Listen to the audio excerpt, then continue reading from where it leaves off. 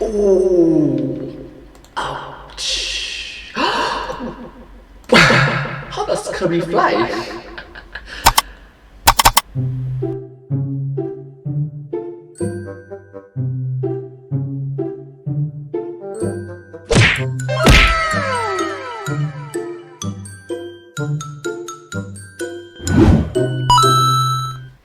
Hello everyone, let's start!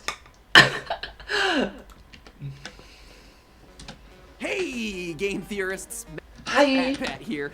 Okay, so real talk, this episode was originally meant to be the second half of the theory where we explore why Kirby is a threat to Dreamland. Talking about the time he outright kills a father in search of his lost daughter right as they were on the cusp of seeing each other. That happens in the game Planet Robobot. Ultimately, what I was trying to do was build to the reveal that Kirby's origin dates back to an ancient god of destruction, an entity that reincarnates every so often, with past iterations being some of the biggest bads of the Kirbyverse, including Dark Matter and Zero.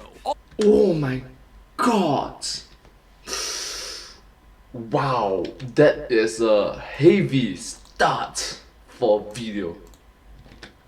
All of this is very heavily implied if you play through some of the hardest battles in Kirby's Star Allies. You have quotes like this one, which talks about him waking up to gentle breezes and nap times, design decisions like the boss, attacking using a bunch of old dark matter attacks, and even stuff like this background being a direct riff on the old backgrounds from Kirby's Dreamland 3's boss battle rush. To me, revelations like these were really interesting and really unexpected. I mean, it's a Kirby game. You don't expect deep, intricate lore in a Kirby game, but apparently a lot of the Kirby community already knew this stuff. Even more so, a lot of you are just unhappy with how the theory was taking shape. So I heard you loud and clear and decided to change directions. Instead of doubling down and making you all even more mad at me, today we're switching gears from the lore of Kirby back over to the science of Kirby.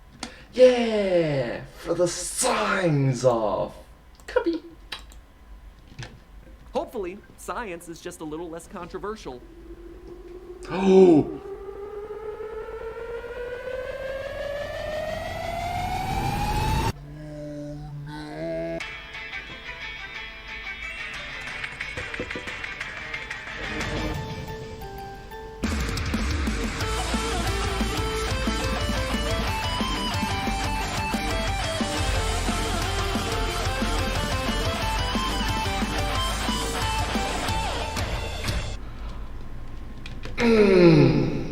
Oh no!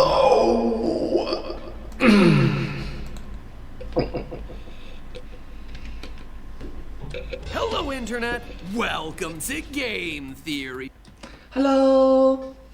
Where, as one last note on the whole Kirby lore business, if you are interested in diving deeper into the depths of Kirby lore, I recommend checking out the channel Meteor. It's spelled Meteors with a Z, but it actually is just pronounced Meteor. He's a creator a lot of people pointed me towards in the aftermath of part 1 of the Kirby is a Threat episode, and his stuff is really good and incredibly thorough. He even did this awesome, thoughtful analysis of that last theory, but in a totally fair, non-aggressive, or call-outy way, which I gotta say, I totally appreciate. So show his videos some love. He's a small creator who's doing some really great work out there, all dedicated to Kirby and not getting the attention he deserves. Click on over, he's worth the watch. All right, so let's talk about science. The last time we talked about the science of our pink little puffball, we covered The pink little puffball. Kirby, the pink little puffball. Science.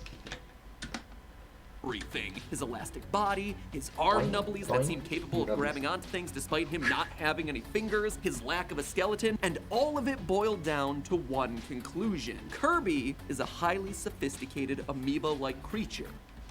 True. A highly sophisticated amoeba-like creature. But in all my analysis, there was one thing that I skipped over. One essential ability that truly defines Kirby as a character. In the words of Jablinski Games himself, how about the power of flight? Did it do anything for you? Yeah, how about the power of flight? Did it do anything for you? thanks, Jack Black. Hope you're able to find that Delgado soon. I think that's Spanish for cat, so maybe that's a clue. Oh, and since I'm obviously directly addressing you through this contrived opening bit, let me take the opportunity to welcome you to the wonderful world of YouTubing. Just know that you are now joining the noble ranks of other elite tubers like James Charles, Shane Dawson, and Will Smith. That's hot. Oh my god, that's hot. That is hot indeed. Anyway, as Jackie Boy just pointed out, we have to cover Kirby's ability to fly. For as much as Kirby's copy ability seems like the most iconic tool in his arsenal, it actually wasn't part of Kirby's debut game, Kirby's Dreamland. Instead, it first appeared in Kirby's Adventure for the OG Nintendo Entertainment System a year later. That means that Kirby has been floating around for a year longer than he's been sucking up enemies and swallowing them to copy their abilities. And that means it's also a power that's worth investigating. So, what is his secret? How does Kirby fly? Now, the obvious first response that you get from anyone when you ask him this question is that he inhales air. Everyone knows that when Kirby flies, he expands his body and puffs up. And that's not just speculation, it is confirmed in the instruction manuals. To cite the instruction manual from the very first game, Kirby's Dreamland, quote, "If you press up on the control pad, I can take in a big gulp of air and fly through the sky." A big gulp of air and fly through the sky! Yeah! And then later on that exact same page, quote again, "If you press the B button while I'm in the air, I can puff out an air pellet that could be used to attack an enemy. Unfortunately, I'll fall like a rock without a big gulp of air. Just press up and I'll be able to float as good as new." But there's one problem with that. Kirby would actually become heavier if he inhales that air, not lighter. I mean, think about this. Kirby weighs a certain weight, whether he's expanded or not. He is just the weight of Kirby. And he's sucking in air from the atmosphere around him. That air isn't weightless. It doesn't weigh much, certainly, but it weighs something. So now he's the weight of himself plus the weight of the air that he just swallowed. If he couldn't float before, well, he certainly shouldn't be able to float now.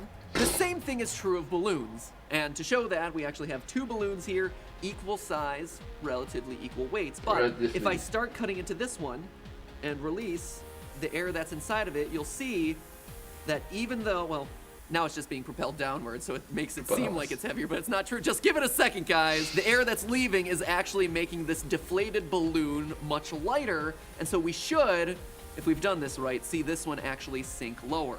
Because inflating a balloon with your breath will actually make it slightly heavier than the deflated balloon because air has mass. I really like that he actually made this construction so that we can actually know this. It actually makes sense. And also he have to give explanation that why it's going down because it's propelling outwards. It has weight. That's why all the air molecules on Earth are clustered here into what we call an atmosphere. It's because they're being, oh, there it goes! It's doing it. Science is working.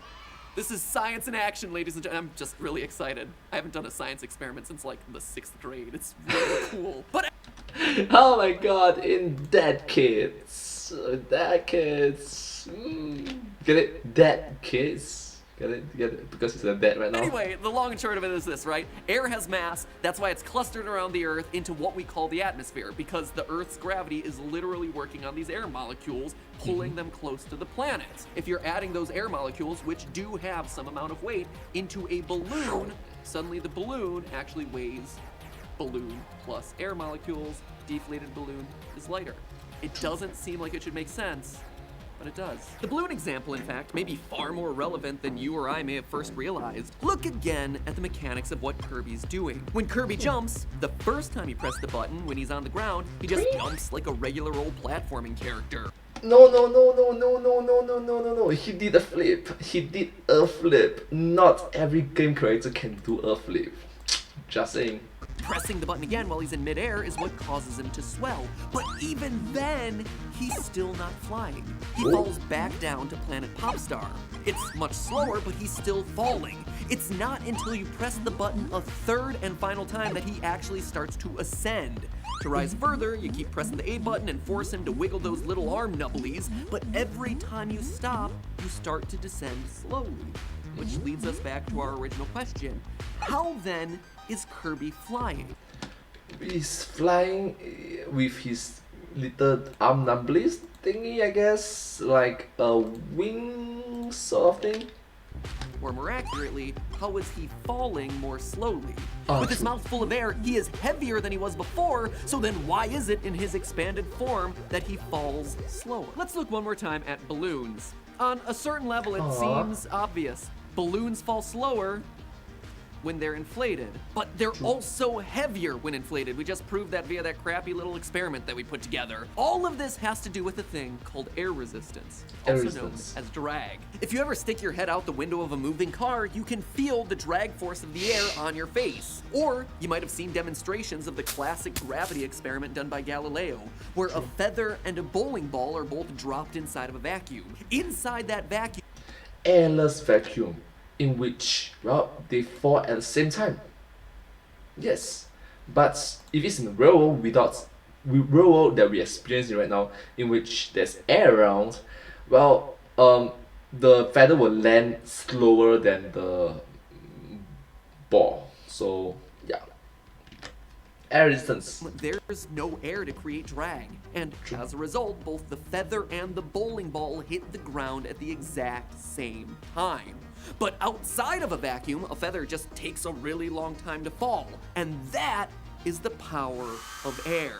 Air resistance affects any falling object. A falling feather, a falling bowling ball, heck, even a falling piano will encounter a drag force as it falls. It's just that for a falling bowling ball, or a piano, or a falling thwomp, or in our case, a deflated falling Kirby, the gravitational force caused by its weight is so great, and the drag force on it is so negligible that it's still gonna fall with the drag barely affecting its speed. However, there are ways that we can affect the drag force. Look no further than drag racing. I'm about to lash out. Not this sort of drag racer, though I can understand the editor's confusion since that is the type of drag race that I'm more often than not talking about. No, in this case, I am Yeah.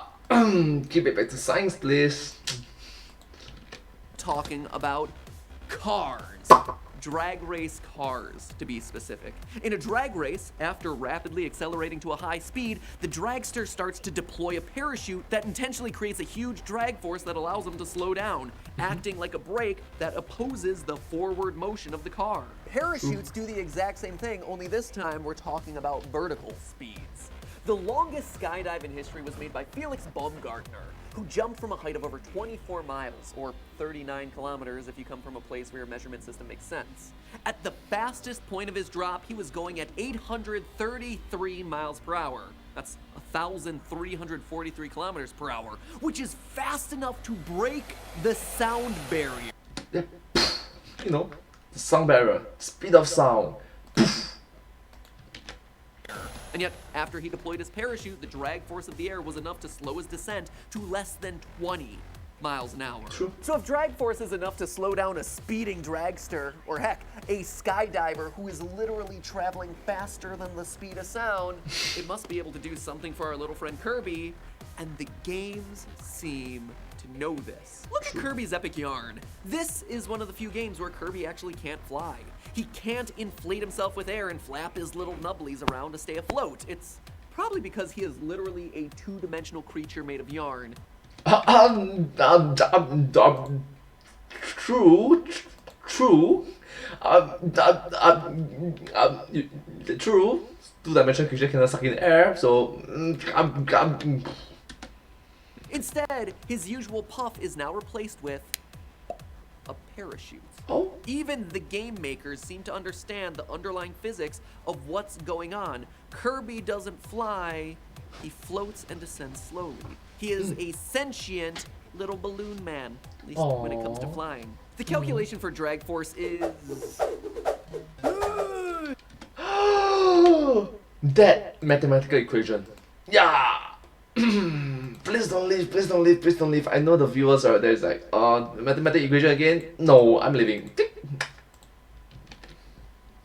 It's pretty complicated, and it depends on a variety of different factors. The density of the air, the air's viscosity and compressibility, and a bunch of other things. In fact, there are so many factors that go into determining this thing that rather than account for every single variable in the equation, most of the time scientists will just run a test to determine the overall coefficient of drag and then base all future calculations for that same object and condition on that initial test. However, the main thing that we can pull from this drag equation over here is this, that drag force is directly proportional to the area of the object that is experiencing that force. This is why skydivers can slightly slow their descent by spreading out their arms and legs. It's increasing the area of their body that's exposed to the force of the air.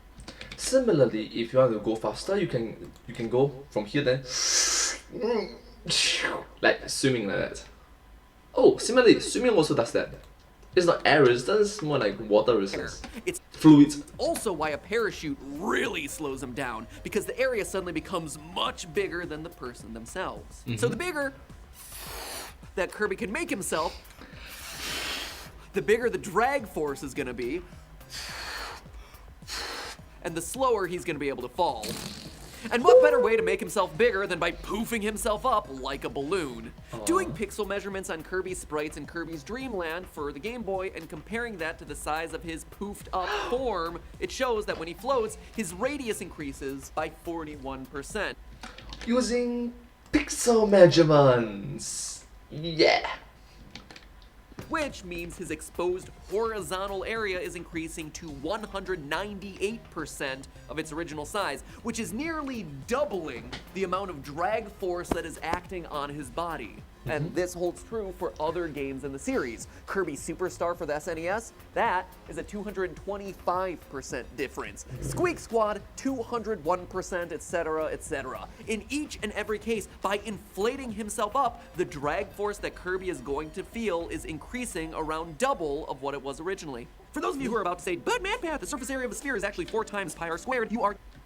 But maybe the surface area of the square is actually 4 times pi r squared. Technically correct, but remember that drag acts in one direction. If Kirby is falling, the air is hitting him from below, and though Kirby may be a sphere, from below, Kirby's shape is a circle, so pi r squared. The fact that Kirby's a sphere does indeed affect the drag calculations in other ways, but he's sphere-shaped both before and after inflating, meaning that the only thing we really care about when calculating the change in drag force. So, yay! Mathematics. drag force is the change in his radius. Funny enough, this tactic has also helped King Dedede, a flightless penguin, to finally find his wings, so to speak. Oh, it's beautiful. In recent games, he's borrowed some of Kirby's moves, poofing himself up to ascend through the air. And it's all thanks to Kirby. As his trophy description in Super Smash Bros. Melee reads, quote, he's able to suck in air and fly like Kirby does, but only as a result of vigorous training he undertook after being bested by Kirby. Ooh, ouch, being bested by Kirby. Yeah. So it turns out that Kirby ain't the only one who makes a habit out of copying his foe's abilities. This bit of lore also explains why Dedede doesn't fly around in some of the earlier Kirby games. Poofing yourself up to epic proportions is apparently quite the acquired skill, especially if you are not a living balloon creature and are instead a penguin with existing biology. But more importantly than that, it explains why Dedede's methods for levitating seem so similar to Kirby. Suck in some air, flap those little winglets, and let the drag force of the air push against gravity. So, there you have it, ladies and gentlemen. Proof of why Kirby is able to fly. Not only is he a giant amoeba creature, he's also like a giant sentient balloon with little flappy wings. And remember, that is just a theory.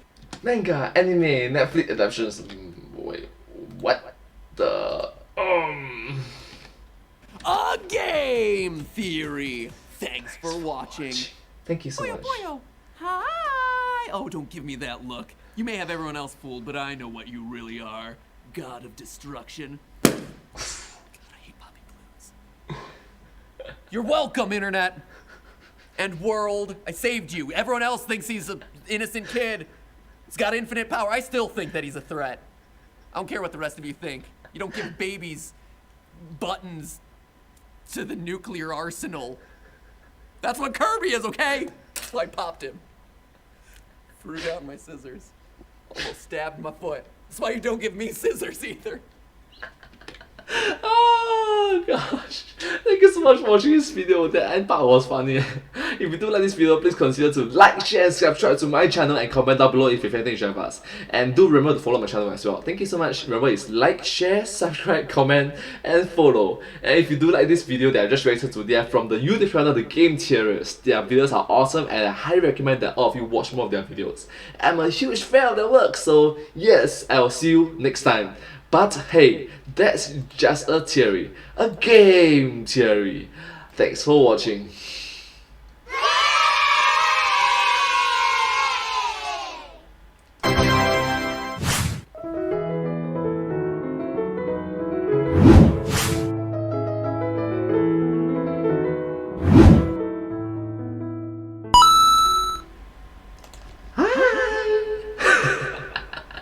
Oh, that's so cute. So adorable. Yeah.